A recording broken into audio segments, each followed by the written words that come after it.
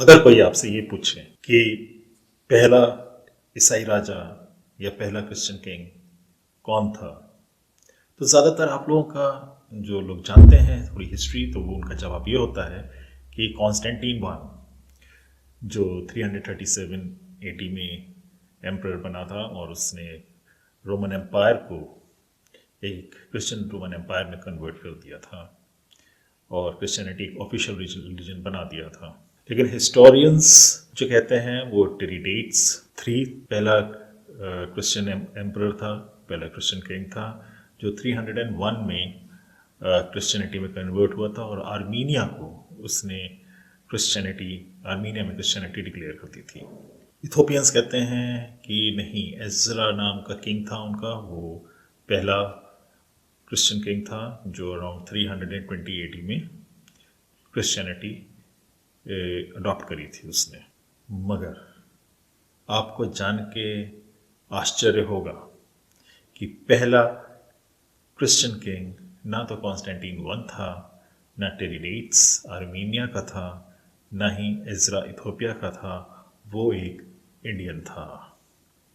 Hello friends, मेरा नाम हेब्रॉन Peters है। मेरे यूट्यूब चैनल पे, हेब्रॉन पीटर्स यूट्यूब चैनल पे आपका स्वागत है। एक बार मैं फिर एक नया क्रिश्चियनिटी से रिलेटेड एक नया वीडियो आपके सामने लेकर आ रहा हूँ कि फर्स्ट क्रिश्चियन किंग जो कि एक भारतीय था, हिंदुस्तानी था, इंडियन था। और मुझे उम्मीद है कि आप इसको लाइक करेंगे, शेयर करेंगे, और मेरे को आपसे बड़ी उम्मीदें हैं कि आप मेरे चैनल को सब्सक्राइब करेंगे, जिससे मेरा मॉरल हाई होता है और ये मुझे इंस्पायर करता है कि आपको मैं नए नए videos related to Christianity, informative videos, little bit history से रिलेटेड मैं आपके पास लाता रहूं। तो प्लीज़ सब्सक्राइब करना ना भूलें और नीचे कमेंट भी ज़रूर करें।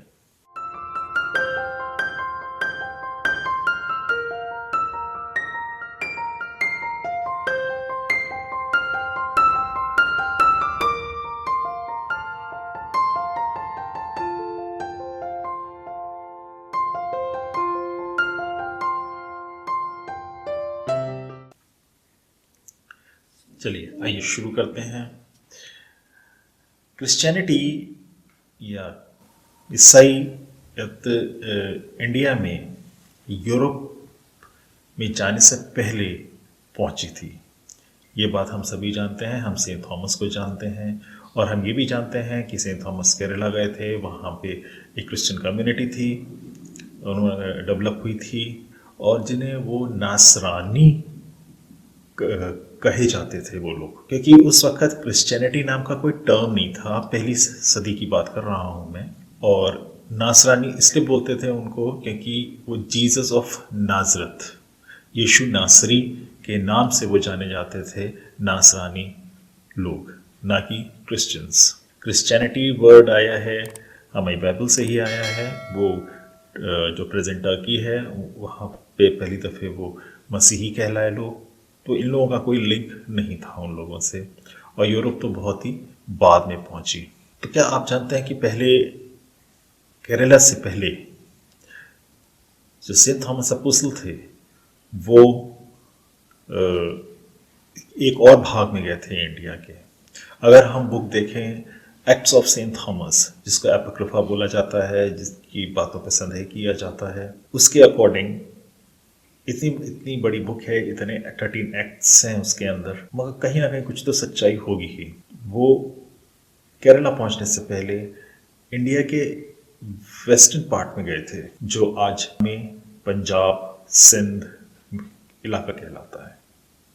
तो कहानी यहाँ से शुरू होती है कि जब एक मर्चेंट व्यापारी इंडिया से जेरूशलम पहुंचा, और ये बात है पेंटिकॉस्ट के बाद की, कि जब सारे यीशु मसीह के चेले एक जगह इकट्ठा थे और एक लॉटरी के थ्रू दुनिया में उनको कहाँ कहाँ जाना है प्रचार करने, वो अलॉट जगह उन लोगों को अलॉट की जा रही थी। तो सेंट थॉमस के पास इंडिया आया लौट में, मगर सेंट थॉमस थोड़ा रिलक्टेंट हुए। उनकी इच्छा नहीं थी इंडिया जाने की। वो बोले कि मैं तो एक यहूदी हूँ और मैं इंडिया कैसे जाऊँ। तो ये जो मर्चेंट था जिसका नाम हब्बन था, इंग्लिश में एबनीस, एबनीस ग्रीक में एबनीस नाम आया है act of Saint Thomas book के अंदर, ये वहाँ पहुँचा हुआ था। और सेंट थॉमस इंडिया आने से कतरा रहा था। तो जब हब्बन जेरूशलम पहुंचा तो कहीं से एक आदमी प्रकट हो गया हब्बन के पास और बोला कि मेरे पास एक बढ़ई है, कारपेंटर है और बहुत कुशल कारीगर है, मैं उसको बेचना मांगता हूँ, वो मेरा गुलाम है, मेरा स्लेव है। तो हब्बन से एक रिटन डीड हुई, लिखित समझौता हुआ और उस समझौते में कुछ इस तरह से लिखा हुआ था, मैं यीशु पुत्र यूसुफ जो एक बढ़ई है, अपने गुलाम यहूदा थॉमस को बेचता हूँ हब्बन को, जो हिंदुस्तान से आया है और हिंदुस्तानी राजा के द्वारा भेजा गया है, और उस हिंदुस्तानी राजा का नाम गंधर्व रश है। एक्चुअली सेंट थॉमस जो ग्रीक में लिखी गई थी वहाँ पे गुंडा फॉरेस्ट नाम दिया हुआ है, लेकिन उस एरा के, उस टाइम के जो सिक्के हैं वो आज भी वहाँ मिलते हैं। और ये सौदा हुआ 30 चांदी के सिक्कों का।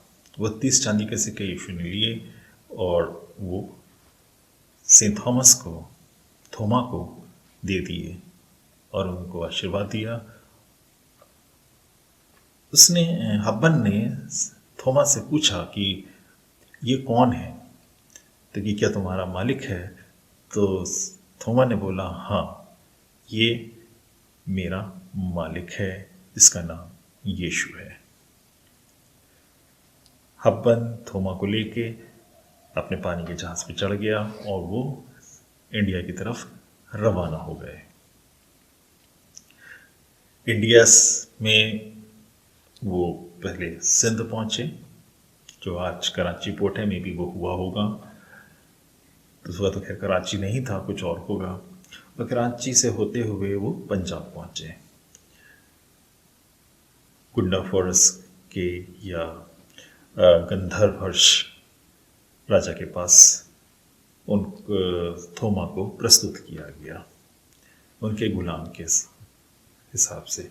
चलिए हम गुंडा फॉरेस्ट या गंधर्व हर्ष राजा के थोड़ा सा हम बात करना मांगेंगे। गंधर्व हर्ष राजा के पहले तो ये समझा जाता था कि ये जो एक मिथ है, ऐसा कोई राजा हुआ नहीं, मगर पंजाब में, कश्मीर में, काबुल के पास इनके सिक्के मिले हैं। और पाकिस्तान में एक जगह है मर्दन में, तख्तेबाही, वहाँ पे इंस्क्रिप्शन मिला हुआ है। गंधर्व हर्ष नाम का एक राजा था जिसका समय 1980 पूर्व से लेके करीब 50 AD तक रहा है। और जान के आपको ये थोड़ा सा आश्चर्य होगा कि उसका, गंधर्व हर्ष राजा का जो कैपिटल था वो तक्षशिला था। हम तक्षशिला और नालंदा के बारे में हमने अपने हिस्ट्री में बहुत पढ़ रखा है कि यहाँ पे दुनिया का पहले विश्वविद्यालय थे, पहला यूनिवर्सिटीज़ थी, और एक ये ज्ञान का केंद्र हुआ करता था दुनिया का, जो आने वाले समय में बर्बाद हो गया, हिंदुइज्म, बुद्धिज़्म का, और एक नई फिलॉसफी तक्षशिला पहुंच रही थोमा के द्वारा। खैर, जब थोमा को गंधर्व हर्ष के सामने प्रस्तुत किया गया तो गंधर्व हर्ष ने थोमा से पूछा कि तुम मेरे लिए, तुम्हारे टैलेंट्स क्या? तो थोमा ने जवाब दिया कि मैं बढ़ई में हर चीज़ कर सकता हूँ, नाव बना सकता हूँ, बोट के ओट्स बना सकता हूँ, और झुग्गी झोपड़ी जो भी बन सकता है बढ़ई बढ़ई काम में, कुर्सियाँ तख्ते जो कुछ भी है वो सब बना सकता है। और पत्थर की कार्विंग में, पत्थर के काम में वो खम्बे बना सकता है, टेम्पल्स बना सकता है, महल बना सकता है, और राजाओं के कोर्टयार्ड बना सकता है। राजा बहुत खुश हुआ। राजा ने बोला, क्या तुम मेरे लिए एक महल बना सकते? तो मैंने कहा, हाँ, मैं इसीलिए यहाँ आया हूँ। तो राजा ने थोमा को एक जगह दिखाई कि मैं यहाँ पे एक भव्य आलीशान, एक इतना सुंदर एक महल बनवाना मांगता हूँ जो दुनिया में किसी के कंपैरिजन में उस समय तक ना बना हो। थोमा बोला, बन जाएगा। तो राजा ने उसको बोला कि मेरे पास प्लान लेकर आओ उसका पूरा। थोमा ने उसका पूरा प्लान बनाया कि कहाँ महल का दरवाज़ा होगा, कहाँ कहाँ खिड़कियाँ होंगी, कैसी कैसी दीवारें होंगी, और कैसे राजा के बैठने की जगह होगी, कहाँ तख्त होगा, कहाँ सोने का होगा। एक बहुत खूबसूरत एलिगेंट प्लान थोमा जो था राजा के पास ले गया। राजा गंधर्वहर्ष बहुत खुश हुआ। उसने अपना खजाना खोल दिया कि लो, तुम्हें जो चाहिए वो लो, और जो जो प्रोविजंस उसके लिए ज़रूरत थी महल बनने के लिए वो सब उसको प्रोवाइड कर दिए गए उस जगह पे। और तो राजा वहाँ से चला गया। आगे क्या हुआ कि थोमा ने नींव किया, एक ईंट भी उठा के नहीं रखी, और सारा पैसा आसपास के इलाकों में लोगों की मदद करने में, प्रचार करने में, और जो लोग भूखे थे उनको खाना देने में, ये सब में उसने व्यय कर दिया, सारा खर्चा कर दिया उसने। और महल का कोई नामो निशान नहीं था। कुछ दिनों बाद राजा ने अपना एक दूत भेजा थोमा के पास कि पूछो कि कितना काम बाकी है, कितना रह गया है। तो थोमा ने बड़े आराम से जवाब दिया कि राजा को बता दो, महल सब कुछ लगभग तैयार हो चुका है, बस छत पड़नी बाकी है। जो दूत था, एम्बेसडर था राजा का, उसने राजा को बताया जाके कि भाई छत पड़ना बाकी है, वो बता रहा है। तो राजा और खुश हो गया कि तो काम तो बहुत जल्दी हो गया। राजा ने और सोना चांदी दे दिया कि बोलो कि जल्दी जल्दी काम खत्म करे, और जो ज़रूरत थी वो भी भिजा दिया। वो पैसा भी कुछ नहीं खर्चा करा उन्होंने महल में। फिर वो अपने काम करते रहे। राजा जहाँ अपना महल बनवा रहा था वहाँ पास में एक शहर था। वहाँ पे राजा अपने कुछ दोस्तों से मिलने गया।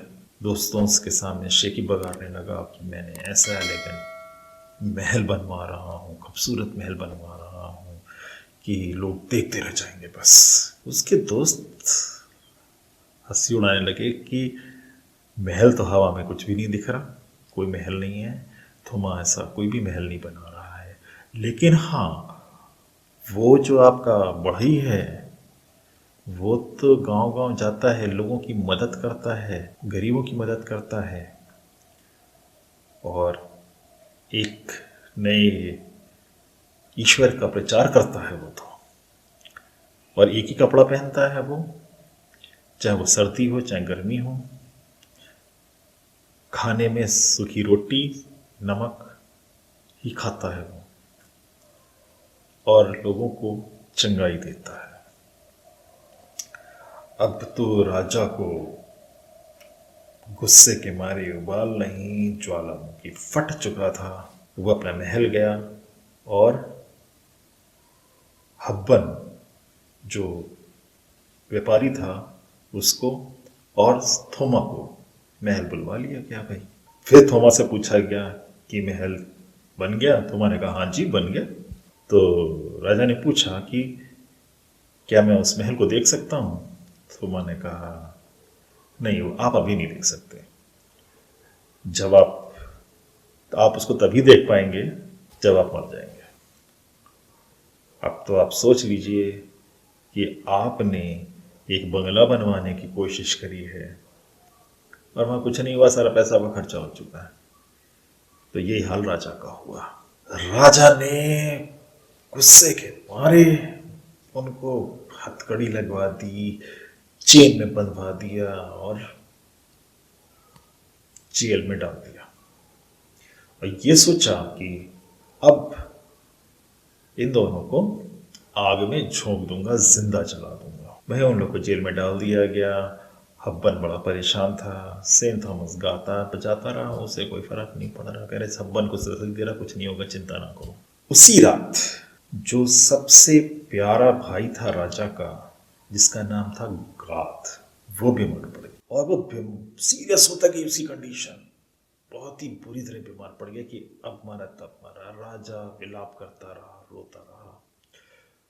सबने ये सोचा, खासतौर से उसके भाई गाद ने, कि ये जो नया ईश्वर की ये जो प्रचार कर रहा था, ये जो एक यहूदी आया हुआ है थोमा, ये इसकी वजह से ये बीमार पड़ा हुआ है। तो उसने राजा को बोला कि आप से एक मैं प्रॉमिस मांगता हूँ कि मेरे हमारे ऊपर ये जो मुसीबत आई है, ये उस संत की वजह से आई है, और आपको मुझे वादा करना होगा कि आप उस संत को छोड़ोगे नहीं, उसको मार डालोगे, उसको जिंदा जला दोगे। राजा ने, गंधर्वहर्ष ने उसको वादा दे दिया, और इतने बीच में गाद मर गया। आगे किताब में ये लिखा है कि फरिश्ते गाद की आत्मा को लेके स्वर्ग में गए, और वहां पे उसको स्वर्ग में कई कई जगह दिखाई रहने के लिए गाद देखता गया जगह, और एक बहुत ही आलीशान महल के सामने गाद रुक गया। और गाद ने बोला कि इतना सुंदर महल है ये, इसके कमरे इतने सुंदर है, मैं तो इसके कमरे में रहना मांगूंगा। उसने फरिश्तों को बोला कि मैं यहाँ रहना मांगता हूँ, लेकिन फरिश्तों ने मना कर दिया कि ना, ये ऑलरेडी किसी का महल है और ये इसमें तुम नहीं रह सकते। तो गाद ने कहा, ये किसका महल है? फरिश्ता ने बताया, ये उसके भाई का महल है, गंधर्वहर्ष का महल है ये, जिसको उस संत थोमा ने बनाया है। वो मरने के बाद यहाँ रहेगा। गाद ने बोला, मेरे भाई का महल है तो मैं क्यों नहीं रह सकता? कहते हैं तुम इसमें नहीं रह सकते। तो गाद ने ये पूछा कि मैं कैसे इस महल में घुस सकता हूँ, ये तो मेरे भाई का है। तो फरिश्ता ने बोला, ये उसी केस में तुम रह सकते हो इसके अंदर, अगर तुम्हारा भाई इसे तुम्हें बेच दे। गाद ने बोला कि मैं तो इसमें रहूंगा, और मैं अपने भाई से खरीदना मांगता हूँ, मुझे वापस जाने की इजाज़त दो कि मैं वापस जाऊँ, अपने भाई से महल खरीद लूँ ये वाला, क्योंकि इसके जैसा तो महल मैंने कहीं देखा ही नहीं। फरिश्ता ने कहा ठीक है जाओ। गाद वापस आया तो देखा गाद को अंतिम क्रिया की गाद की तैयारी चल रही है। गाद लाइफ में आ गया, जिंदा हो गया नीचे, और वो बस जिंदा होके वो कहने लगा, मेरा भाई कहाँ है? राजा भागा भागा आया, बहुत खुश, गाद को गले लगा लिया। गाद ने कहा, कहीं तुमने उन दो लोगों के साथ कुछ गलत तो नहीं कर दिया? राजा ने बोला, ना, अभी तक तो नहीं करा, करने वाला था। मेरा उनको कुछ मत करो, और मैं तुमसे एक चीज़ मांगता हूँ, और तुम्हें मुझे वो बेचनी होगी, क्योंकि फरिश्ता ने बोला था तुम्हें खरीदनी होगी उसको, कि मैं तुमसे खरीदना मांगता हूँ, चाहो तो तुम मेरी सारी संपत्ति ले लो, और मुझसे वादा करना होगा कि तुम मुझे बेचोगे। राजा ने बोला कि तुम जो बोलोगे वो, तुम चाहो तो मेरा राज आधा ले लो, मैं तुम्हें दे दूंगा। ऐसी क्या बात होगी जो तुम मुझसे क्या मांग रहे हो? उन्होंने कहा है कि गाद ने बोला कि मैं वो महल खरीदना मांगता हूँ जो उस बढ़ई ने, थोमा बढ़ई ने तुम्हारे लिए बनाया है। राजा चौंका कि महल की तो एक ईंट भी नहीं रखी गई है, तुम कहाँ से खरीदना मांगते हो? उसने कहा कि मैं तुम्हारा वो महल जो संत थोमा ने बनाया है, वो तुम्हें मरने के बाद स्वर्ग में मिलने वाला है, बहुत ही खूबसूरत है। उसने हर चीज़ बताई, ऐसा ऐसा ऐसा ऐसा है। अब तो गंधर्वहर्ष एकदम पागल सा हो गया कि ऐसा भी महल मेरे लिए बना हुआ है, मेरे मरने के बाद, जहाँ मैं मरने के बाद इत्मीनान से रहूँगा। गंदा वचन बोला ना, मैं तू कुछ भी मांग ले, तू राजा बन जा, मगर वो महल मैं तुझको नहीं बेचूंगा। खैर, हब्बन को और थोमा को कारागार से, जेल से बाहर निकाला गया। जब थोमा सामने आए तो राजा और इसका भाई गाद उसके पैरों में पड़ गए, चेले के पैरों में पड़ गए और माफ़ी मांगने लगे। और उन्होंने बोला कि हम विश्वास करते हैं तुम्हारे ईश्वर पर, हमें ईश्वर के बारे में बताओ। 7 दिन तक थोमा ने उन दोनों भाइयों को प्रभु के बारे में बताया। और 7वें दिन जो रॉयल बाथ था, शाही हमाम जिसे बोलते हैं, उसमें दोनों भाइयों को थोमा ने बपतिस्मा दिया। और इस तरह से पहला मसीही राजा, क्रिश्चियन किंग हिंदुस्तानी बना, जिसका नाम गंधर्वहर्ष था। और हिस्टोरियंस ये भी बताते हैं कि उस एरिए में, पंजाब एरिए में पहले से कुछ मसीही थे। मिडिल ईस्ट और लेवांत से पहले वहाँ पे क्रिश्चियन की एक कम्युनिटी मौजूद थी। उनका क्या हुआ क्या नहीं हुआ ये तो मुझे भी नहीं मालूम। कभी उनके बारे में मैं पढ़ूँगा कहीं से, अगर मुझे कुछ उसकी इन्फॉर्मेशन मिली तो मैं आपके साथ ज़रूर शेयर करूँगा। लेकिन ये किस्सा हम यहीं ख़त्म करते हैं। उम्मीद है आपको वीडियो पसंद आया होगा। लाइक शेयर कमेंट ज़रूर करें और सब्सक्राइब करना प्लीज़ ना भूलें। Thank you very much. God bless you. Meet you in the next video. अगली वीडियो में मेरी और आपकी मुलाकात होगी।